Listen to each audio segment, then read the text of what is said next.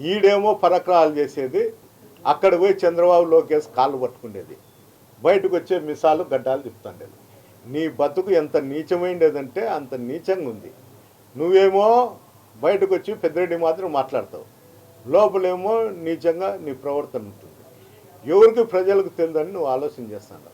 అయ్యా ప్రభాకర్ రెడ్డి, నేను చెప్తాను, నువ్వు చెప్పేది మీ ప్రజలు, నువ్వు ఏమన్నా చేయండి నన్ను అడ్డుకోవడానికి కానీ ఏమన్నా కానీ ఏదో ఒక రోజు మా ప్రజలు, మా కార్యకర్తలు, మా నాయకులు కూడా నీకు అదే రీతిలో సమాధానం చెప్పేదానికి రెడీగా ఉన్నారు.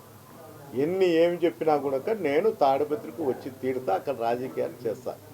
నేను రాజకీయాలు చేయలేకపోతే, నేను అక్కడ ఉండలేకపోయినా కూడా నువ్వు ఉండలేను అంటున్నావు.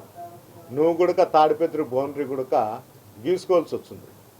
పోలీసులు అడ్డం పెట్టుకొని ఎన్ని రోజులు తిరగలుగుతావో నువ్వు కూడా బౌండరీ గీసుకొని అనంతపురం రావాలా.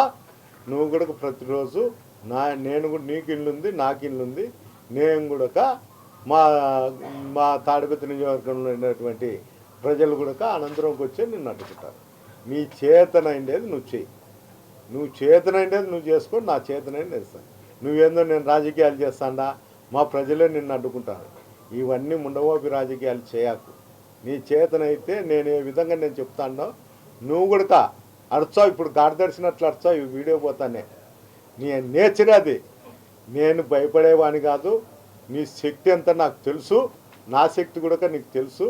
నేను ఎంత దూరమైన రాజకీయాల కోసం ఎంత దూరమైన పోతా, ఏమైనా కానీ నీతో పోరాటం చేసేదానికి నేను సిద్ధంగా ఉంటాను.